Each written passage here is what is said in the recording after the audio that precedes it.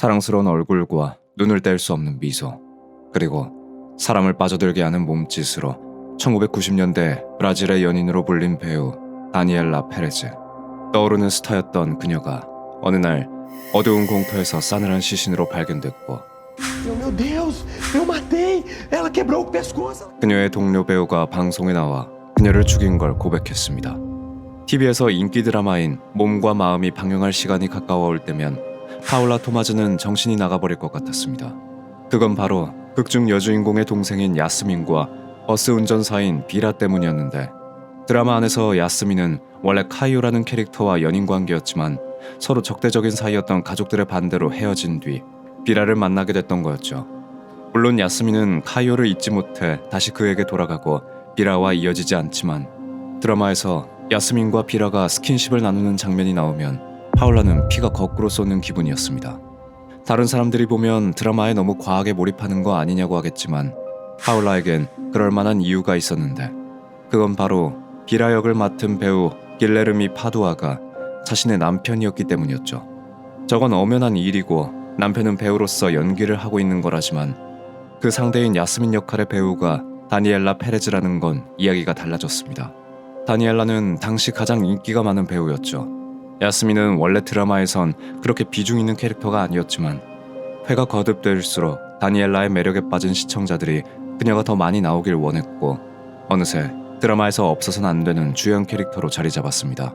그 정도의 매력이 있는 여자가 남편의 곁에 있는 건 불안할 수밖에 없었고, 차라리 드라마를 안 보면 마음이 편할까 생각도 했지만, 그럼 자신이 안 보는 곳에서 자신이 상상하는 최악의 일이 일어날지 모른다는 걱정에 아무것도 할 수 없었죠.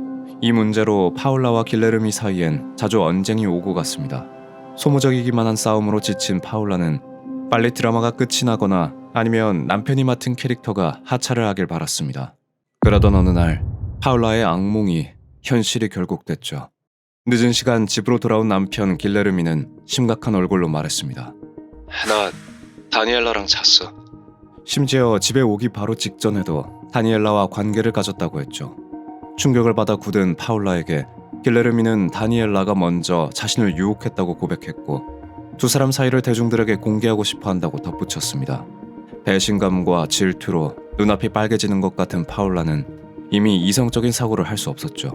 그녀를 괴롭게 하는 문제의 원인은 하나였고, 그 원인만 세상에서 사라진다면 모든 게 해결될 것 같았는데, 놀랍게도 마찬가지로 길레르미 또한 그렇게 생각하고 있었습니다. 그는 다니엘라의 유혹에 넘어간 것은 자신의 실수이며, 그녀만 없다면 그 실수는 없던 일이 되고, 더 이상 다니엘라는 만날 일도 없어서 똑같은 일을 저지르지 않겠다고 말했죠. 그렇게 두 사람은 서로의 마음을 증명하는 계약을 했습니다. 아주 은밀하고 상대방이 아니라면 누구도 볼 수 없는 곳에 서로의 이름을 문신으로 남기는 거죠. 그 문신은 파울라와 길레르미가 아직도 사랑에 빠져 있다는 증명이었으며, 앞으로 일어날 일의 공범이라는 증거였습니다. 크리스마스가 지난 12월 28일 브라질 전역을 발칵 뒤집는 사건이 발생했습니다. Uma tragédia no Rio. Assassinada a atriz Daniela Pérez, a Yasmin da novela das 8. 브라질의 국민 여동생이라 불리는 배우 22살의 다니엘라 페레즈의 시신은 리우에 위치한 바하다 티주카의 한 해변 덤불 안에서 발견됐죠. 시신은 목과 심장 그리고 폐를 포함한 부위에 약 18개의 자상이 남아있었는데, 사망한 지 아직 24시간이 지나지 않은 상태였고, 근처에서 그녀의 자동차가 발견됐지만 차 안에서 혈흔이 발견되지 않은 것으로 보아 차 안이 아닌 외부에서 살해당한 것으로 추정됐습니다. 저는 다니엘라가 사망한 당일의 타임라인을 조사했고, 그녀가 28일 아침 9시에 당시 촬영 중인 드라마 몸과 마음의 스튜디오에 갔던 걸 알아냈죠. 몸과 마음은 라이징 스타였던 다니엘라를 국민 배우로 자리매김하게 한 드라마였습니다. 극중 배역인 야스민은 댄서였는데 5살 때부터 발레를 배워 10대 시절 리우에서 가장 유명한 무용단 바실로우 단소우의 입단 제의를 받을 정도로 춤에 예술적인 재능이 있는 다니엘라가 자신의 매력을 어필하기 좋은 배역이었죠.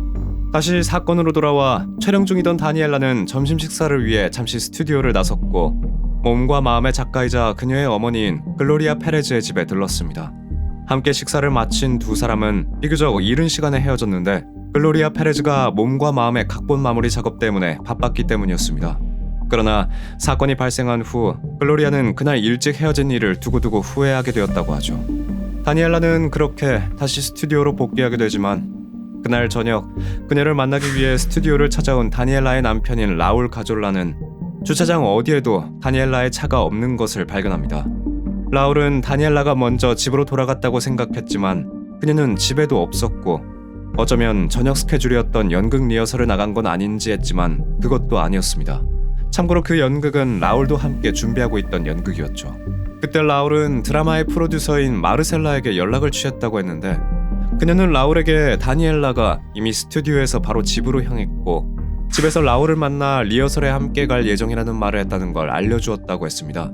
일단 확실한 건 사망 전 다니엘라의 행방이 묘연해진 건 몸과 마음 스튜디오를 떠나고 이후에서부터였죠. 저는 그날 다니엘라와 스튜디오에 함께 있던 드라마 스태프들을 인터뷰했고 프로듀서 중 하나인 카고라는 사람에게 다니엘라가 스튜디오 안에서 동료 배우인 마릴로 부에노와 길레르미 파두아와 함께 있는 걸 봤다는 말을 듣게 됐습니다. 저는 곧바로 마릴로 부에노를 만나기 위해 그녀의 집으로 갔는데 마릴로는 사실 그날 스튜디오에서 녹화가 끝난 후에 다니엘라가 자신을 집에 데려다 주기로 했지만 주차장에 다니엘라를 만나기 위해 몰린 팬들이 너무 많았고 다니엘라가 팬들과 사진을 찍어주는 시간을 기다릴 수 없어서 혼자 집에 왔다고 말했죠.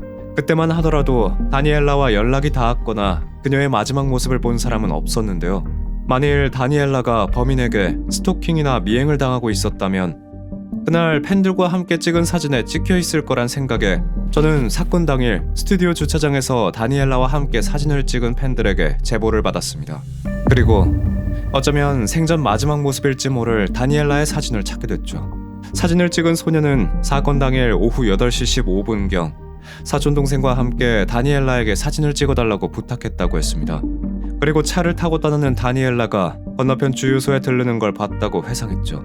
그런데 이 사진을 제보받았을 때 다니엘라의 사진뿐만 아니라 뜻밖의 인물이 그날 스튜디오 주차장에 있었다는 사실을 알게 됐는데 그건 바로 다니엘라의 동료 배우인 길레르미 파두아였습니다. 그는 다니엘라가 스튜디오를 떠나기 전 마릴로와 더불어 그녀와 함께 있던 사람 중 하나였죠. 그걸 본 제가 길레르미에게 마지막으로 다니엘라를 본 순간에 대해 묻자 길레르미는 이미 다니엘라의 행방에 대해 찾고 있는 글로리아의 연락을 받아서 그녀에게도 잘 모른다고 대답을 했다는 말이 돌아왔습니다.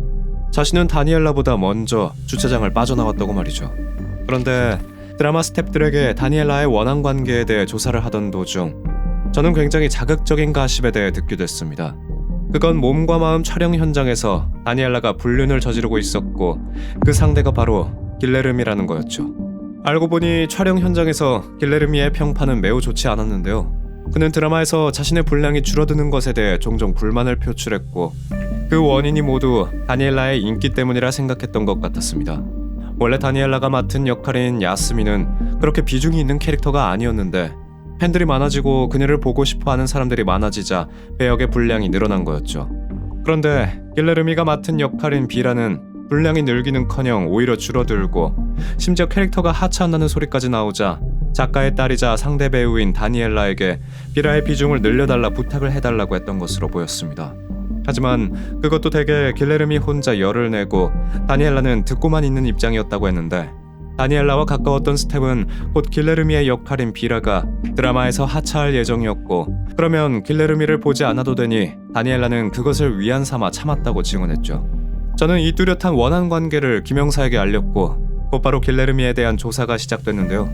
경찰은 길레르미에게 사건 당일 입었던 옷을 제출하라고 했고 이게 사건의 결정적인 실마리가 됐습니다.